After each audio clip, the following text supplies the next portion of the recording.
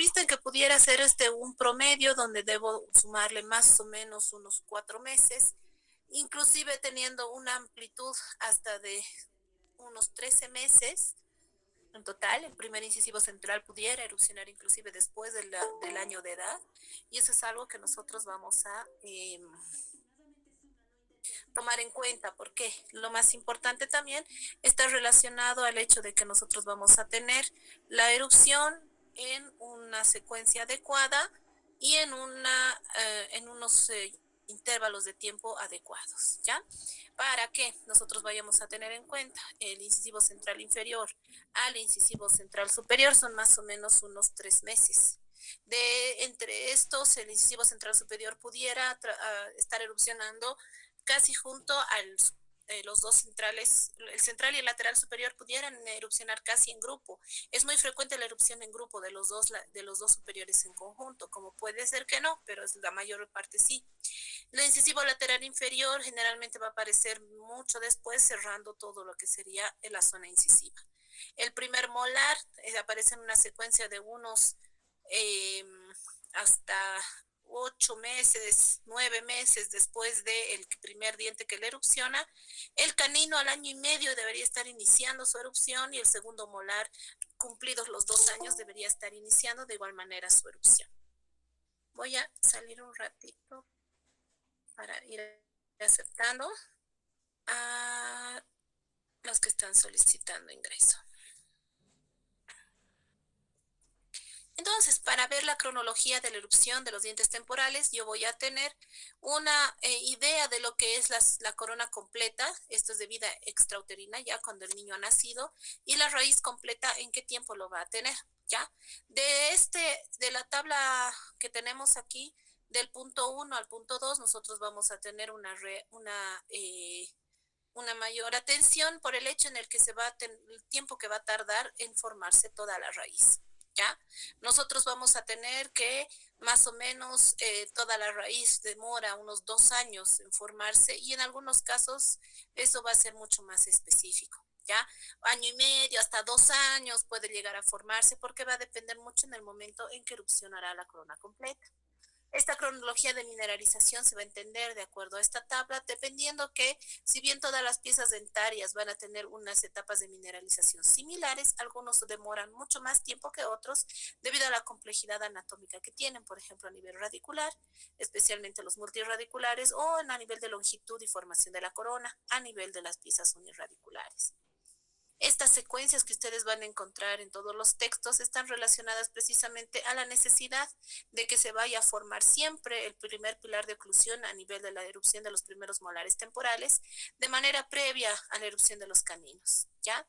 Esto es algo que nosotros vamos a tener como norma, que la erupción de los primeros molares temporales deben estar de manera previa para esperar definir la dimensión vertical, y después dar lugar a la erupción tanto del sector canino como del sector del segundo molar temporal, que va a demorar más, tiene mayor dimensión a nivel coronario, a nivel radicular.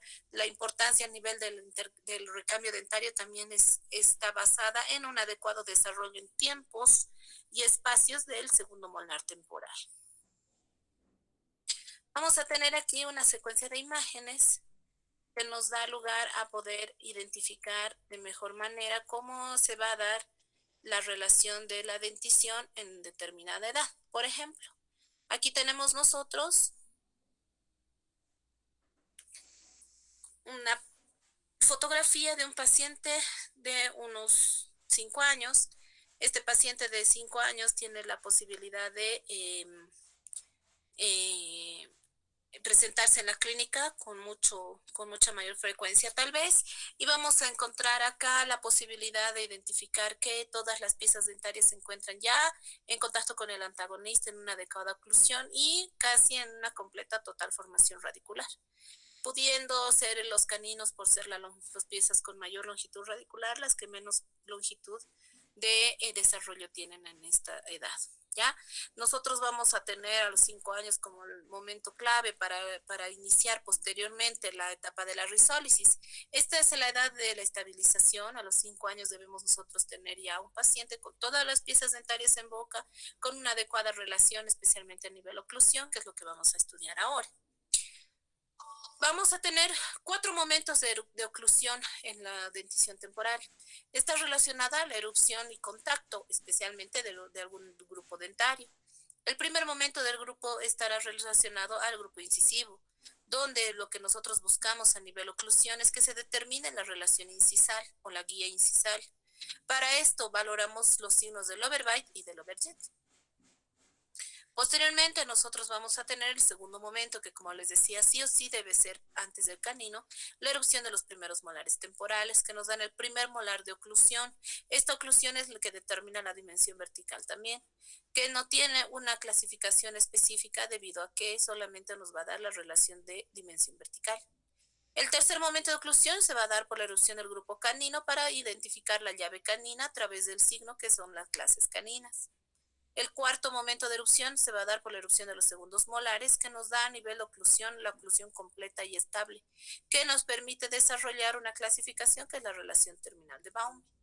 Estos elementos son los que nosotros vamos a estudiar específicamente a nivel del desarrollo de la oclusión temporal. A nivel del sector incisivo, habíamos dicho que los signos que valoramos para la relación incisiva o la guía incisiva son el overbite y el overjet. El overjet es el resalte a nivel horizontal que nosotros vayamos a tener de un paciente, que en este caso es esta relación, ¿no? Es la relación a nivel horizontal, antero-posterior, de los grupos de los incisivos superiores ante los incisivos inferiores. Y el overbite es el resalte vertical a nivel entre el arco superior y el inferior en relación a los incisivos superiores con los inferiores. En la fotografía vamos a desarrollar lo que es el overbite. La norma indica que debe ser de 0 a 3 milímetros la distancia entre el incisivo, entre la superficie del borde incisal del incisivo superior con el borde inferior. Si esta relación superara los 3 milímetros, ya que el incisivo superior se encuentra sobrepasando casi por completo al incisivo inferior, como tenemos en la fotografía del medio, nosotros vamos a tener una mordida profunda. Esta mordida profunda que nosotros podemos encontrar acá se va a desarrollar generalmente casi en todo el grupo incisivo, no solamente en algunos dientes.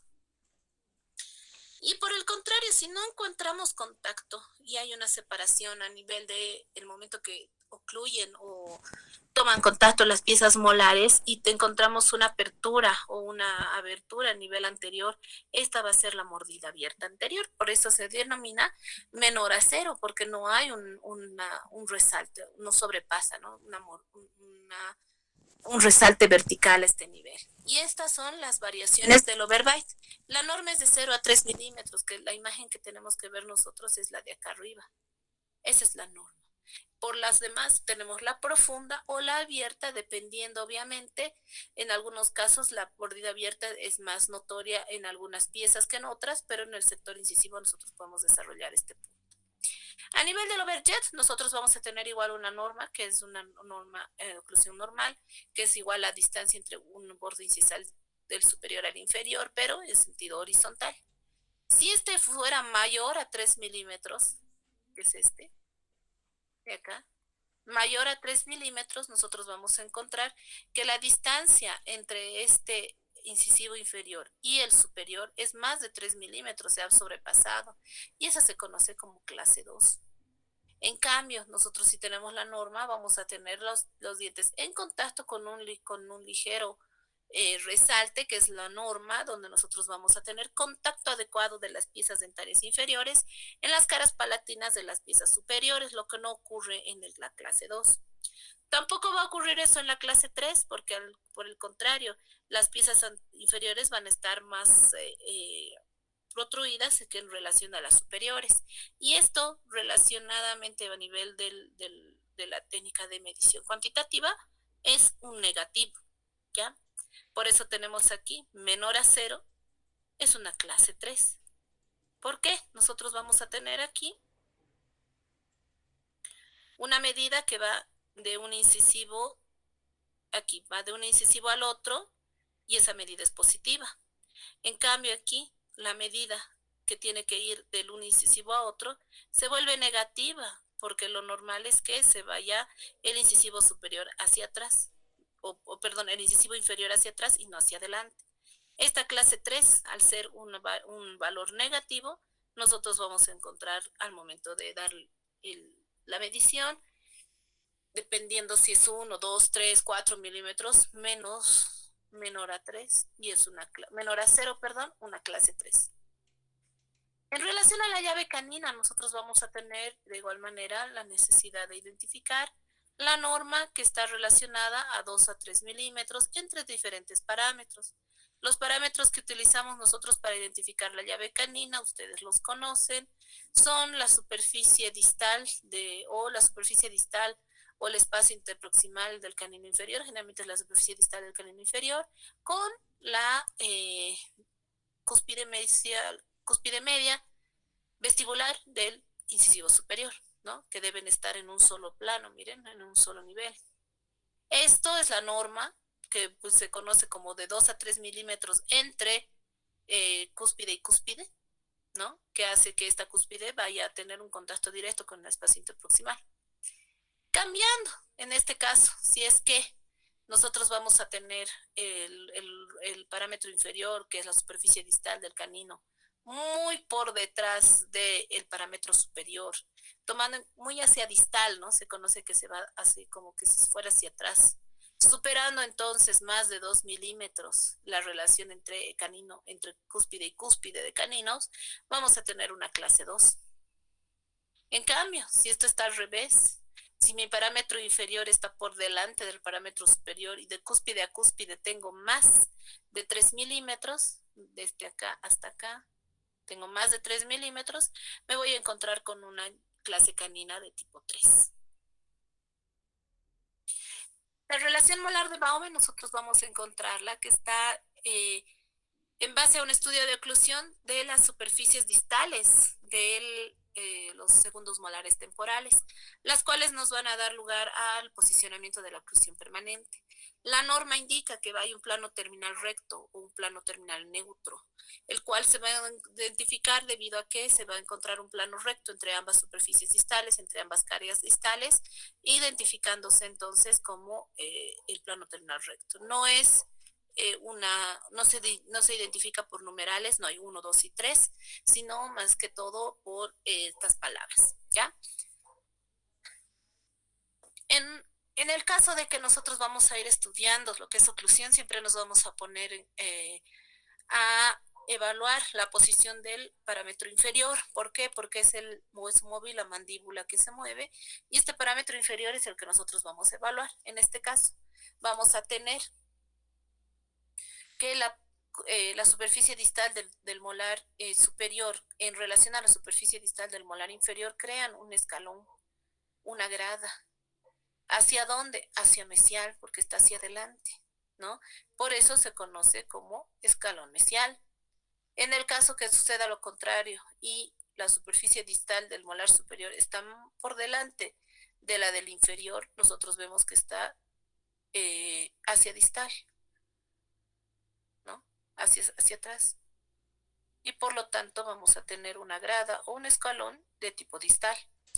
Es importante identificar esto en piezas temporales porque esa va a ser la guía en la que se vaya a conformar la oclusión de las piezas permanentes. Esto también nosotros les pedimos, por eso decimos 5 años antes de que erupcionen las piezas permanentes, podemos dar el diagnóstico de oclusión de estos elementos. Ahora vamos a tener nosotros una etapa muy importante que va a estar relacionada al hecho de que la erupción de los dientes no solamente significa verlos en boca, sino al momento en que estos van a tomar contacto oclusal, empiezan a funcionar los patrones de funcionamiento de los músculos masticadores. Entonces los movimientos ya van a tener otro tipo de guía. Ya no es la simple apertura y cierre, vamos a tener apertura-cierre, vamos a tener lateralidad, vamos a tener movimientos anteroposteriores, pero con limitaciones porque tenemos frenos que nos da precisamente la oclusión a nivel anterior, a nivel posterior, excursiones en intercuspidación o a boca abierta. Entonces, todo esto permite que haya una conexión directa entre el sistema periodontal de las dientes temporales y el desarrollo de la musculatura masticatoria. Importante y fundamental que un niño, desde que empiezan a aparecerle los dientes, mastique, conozca ya texturas diferenciadas que permitan que las piezas dentarias o ejerzan fuerzas para que el periodonto reconozca, se sensibilice y maneje ya una estructura mucho más fortalecida para dar función adecuada a las piezas dentarias. Si el niño no mastica, come todo licuado, todo molido, todo pasado, puede ser que no se desarrolle bien todo lo que es el área masticadora desde el punto de vista funcional y neuromuscular. Y eso es un problema a la larga porque se convierte en una patología. Vamos a tener nosotros receptores masticatorios que van a ir a desarrollar o fomentar el desarrollo a través de los mecanismos neuromusculares de la masticación. Tenemos nosotros a nivel del periodonto, directamente en la cavidad oral, un mecanismo neuromuscular que va a dar lugar a los diferentes movimientos dentro de los patrones masticatorios. Vamos a tener sensores en mucosas, músculos y articulaciones. Dependiendo la ubicación, podemos ver nosotros aquí los músculos masticadores, el digástrico, el macetero como puntos o sensores. Vamos a tener también como otro sensor los ligamentos periodontales de cada pieza dentaria, o a nivel articular también la posibilidad de que se encuentre estos mecanismos neuromusculares.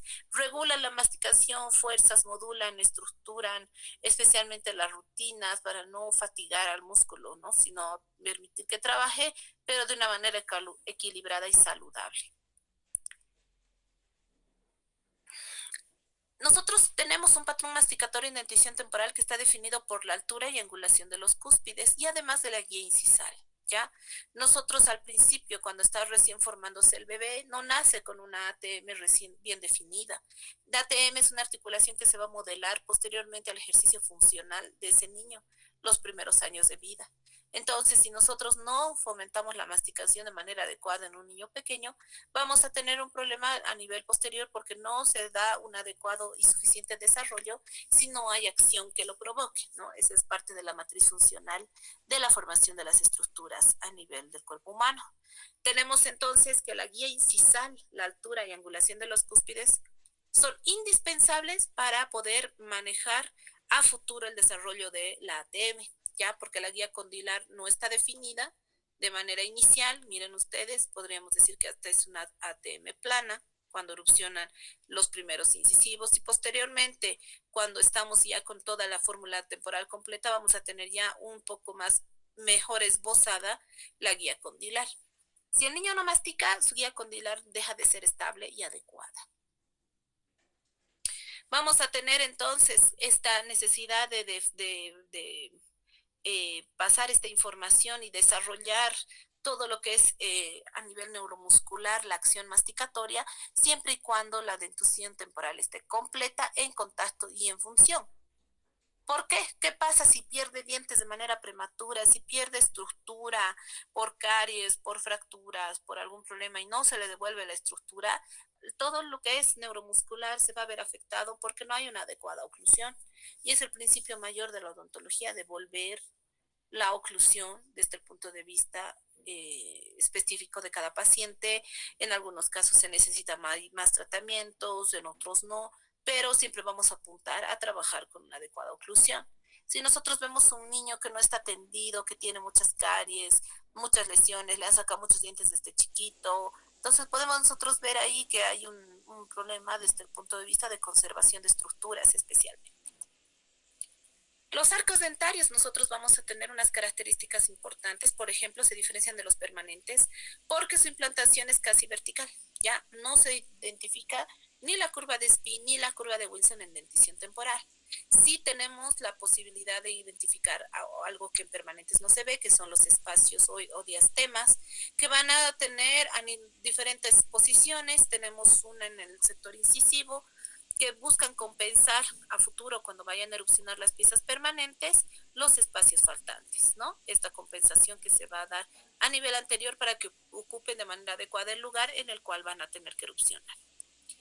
También tenemos la clasificación según Baume de estos diastemas, la clasificación del tipo 1, arcotipo de 1, será aquel en el que nosotros vamos a encontrar diastemas entre todo el grupo incisivo a nivel anterior, puede ser superior, puede ser solo inferior, pero de 2 a 3 milímetros aproximado en toda la zona incisiva.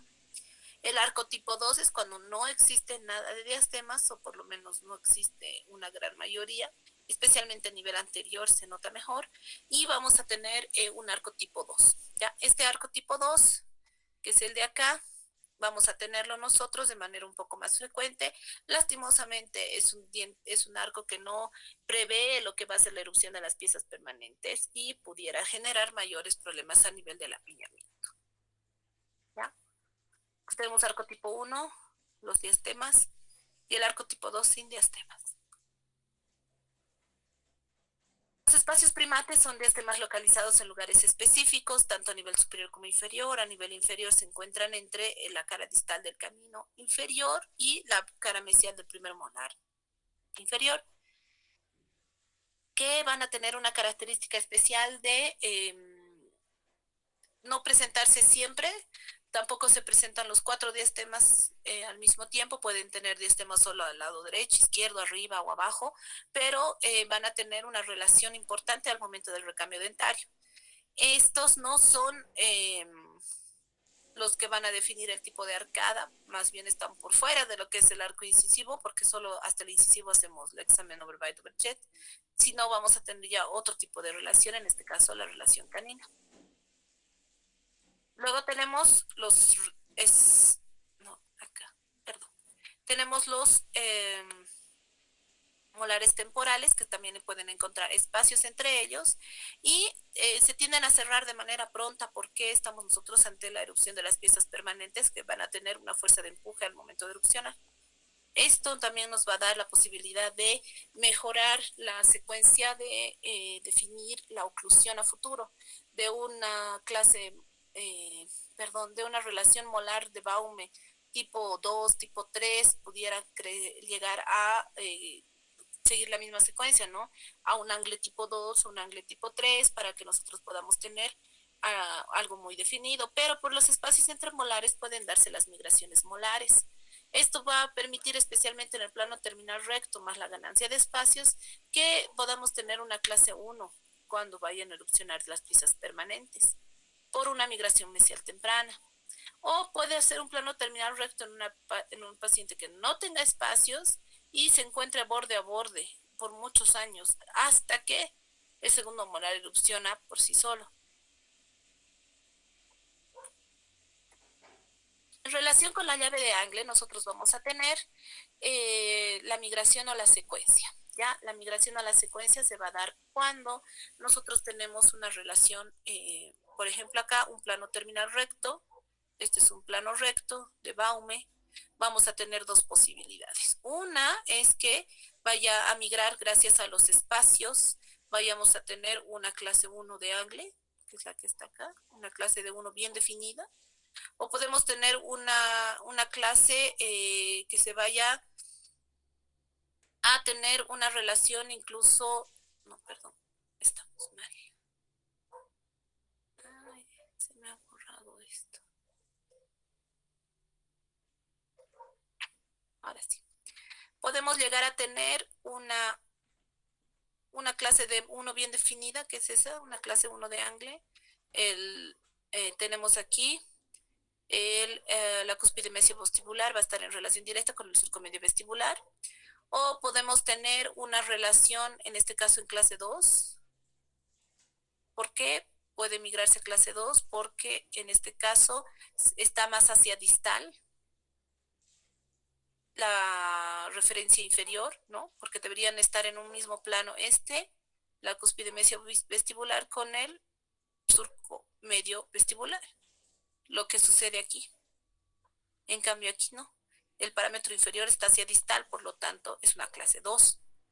De un escalón mesial, como podemos ver aquí, nosotros podemos llegar a una clase 1, como podemos mantenernos en una clase 3, ¿ya? Porque es escalón mesial, no se van a olvidar.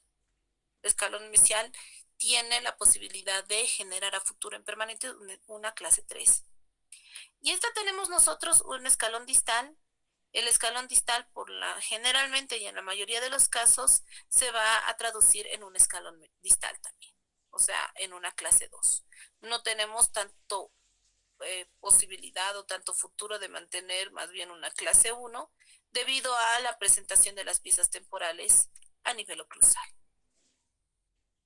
Cuando se considera que está todo normal, cuando el arco dentario, donde la oclusión se establece en todas las piezas dentarias de manera estable, funcional, estético, ¿ya?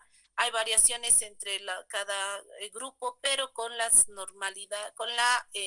normalidad que esperamos, especialmente a nivel funcional. La secuencia de la erupción temporal va a estar relacionada del grupo incisivo inferior al principio, el grupo incisivo superior después y los laterales inferiores posteriormente. Vienen después el grupo molar del primer molar, luego los caninos y luego recién el segundo molar. Características, además de la dentición temporal, por ejemplo, tenemos el color. El color de los dientes temporales es más blanco debido a la composición histológica que tienen estas piezas, donde vamos a tener un menor grado de mineralización a nivel de dentina especialmente, y ahí vamos a tener que el color de los dientes temporales, que es más blanco, tienen por eso el nombre común de dientes de leche. Tienen un tiempo de maduración menor y esto es lo que da un color más blanquecino. A nivel de las características morfológicas, vamos a ver de manera breve, porque eso merece otra clase, que es precisamente en el módulo. Tenemos funciones específicas de masticación, deben tener la función específica de preparar el alimento, de acuerdo al grupo dentario, corte, desgarro y molienda. También sirven de guía de erupción para las piezas permanentes, estimulan el crecimiento de los maxilares y el desarrollo neuromuscular de los músculos masticadores, además de intervenir en la fonación de todos los fonemas iniciales y el desarrollo del lenguaje y la estética a nivel de los pacientes, ¿ya? Siendo muy importante que nosotros ubiquemos este tipo de funciones alrededor de promover la permanencia de los dientes temporales en dentición temporal, no trabajando todo lo posible para conservarlos en boca. Vamos a tener algunas diferencias entre dentición temporal y permanente. Tenemos un esmalte de menor espesor a nivel temporal. Nuestra dentina a nivel temporal también es de menor volumen.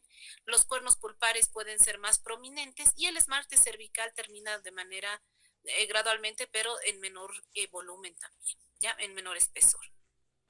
La disposición prismática es diferente y también vamos a tener una constricción cervical a manera de cuello mucho más marcado, especialmente a nivel del sector distal, menor altura del piso cameral, que es lo que tenemos acá, lo que hace muy necesario que seamos cautos a la hora de trabajar en estas piezas. Raíces más finas, raíces más curvas, conductos más estrechos. A nivel de la corona vamos a tener un diámetro mesiodistal mayor que el cérvico-incisal, ¿ya? Mesiodistal es mayor que el cérvico-incisal, A es mayor que B. Vamos a tener que la superficie vestibular, lingual o palatina convergen hacia oclusal si tenemos una vista de tipo lateral. Cuellos estrechos, capas de esmalte y dentina más delgadas a nivel de la corona, mayor proporción pulpar, por eso es posible que al limpiar una caries la pulpa se encuentre mucho más cercana de lo que estaría en una pieza permanente. Y el esmalte va a terminar en un borde definido, ya con un espesor mínimo, muy cercano a la zona de la constricción cervical. A nivel radicular, vamos a tener raíces más curvas que aparecen más cerca del cuello, la bifurcación o la curvatura aparece casi directamente desde el cuello. Tenemos una forma muy aplanada a nivel de los multirradiculares para que los premolares puedan ubicarse de manera adecuada entre ellas. Son más largas en relación a la corona, sí. Vamos a tener más divergencia también de las mismas en relación a las piezas permanentes para soportar las fuerzas oclusales y permanecer en adecuado proceso formativo las piezas permanentes. A nivel de la pulpa vamos a tener que la cámara pulpar es mayor, Sigue la morfología externa del diente y especialmente los molares inferiores tienen cámaras pulpares más grandes que los maxilares. Cuando hacemos la acceso endodóntico podemos tomar eso en cuenta también.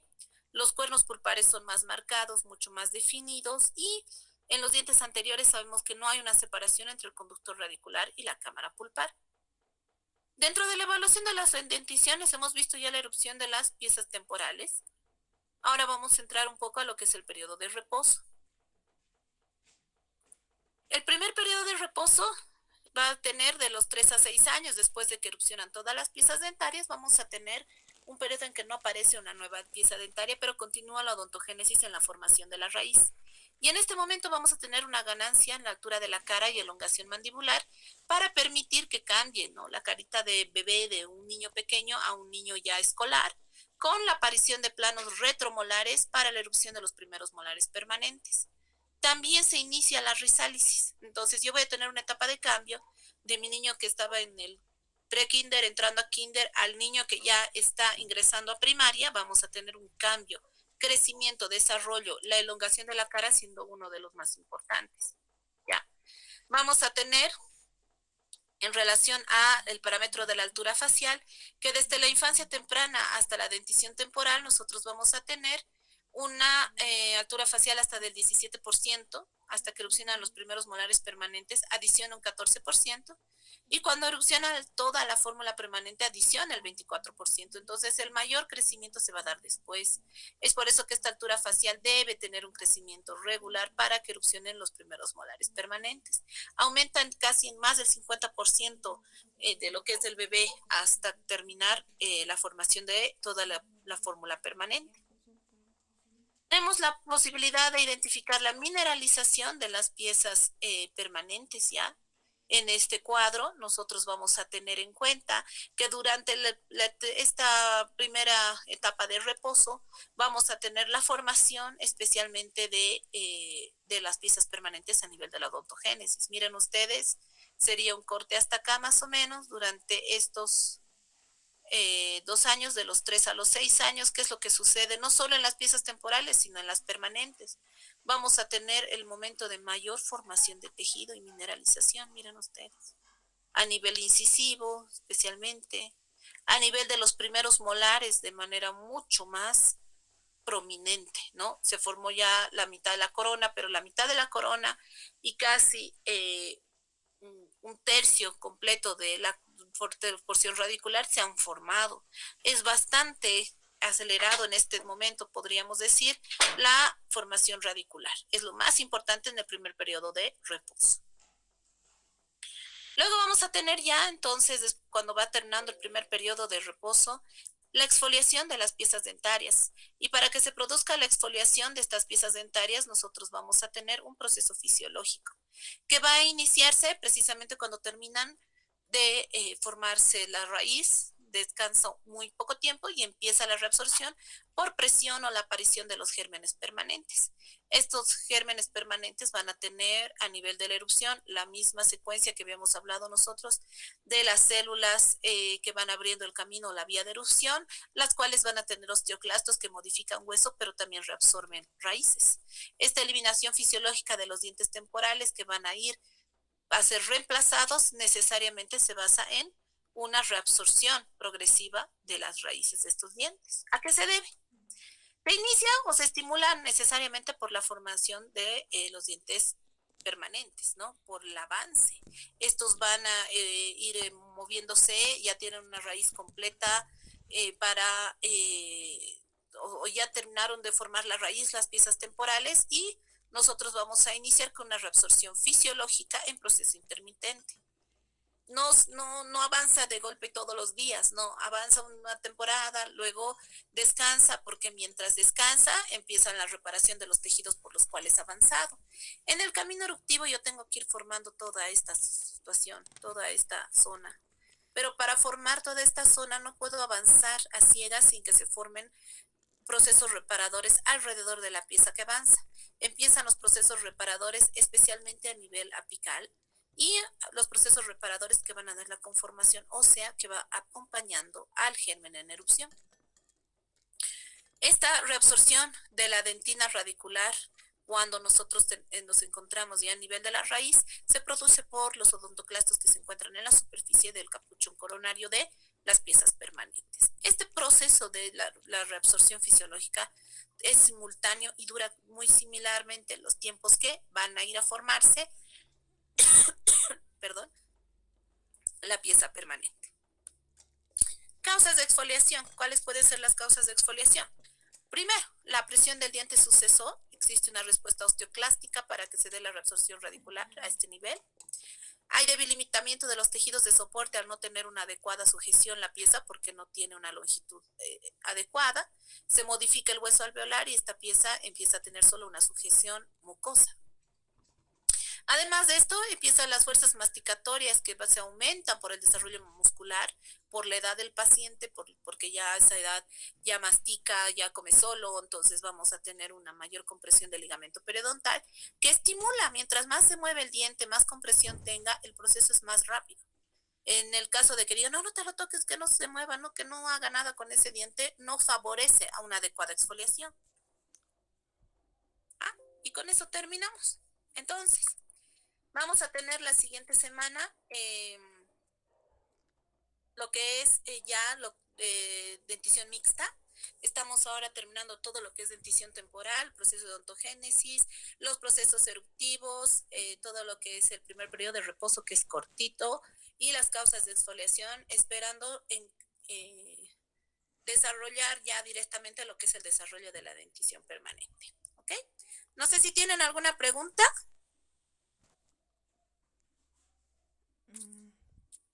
¿Para hoy? ¿No?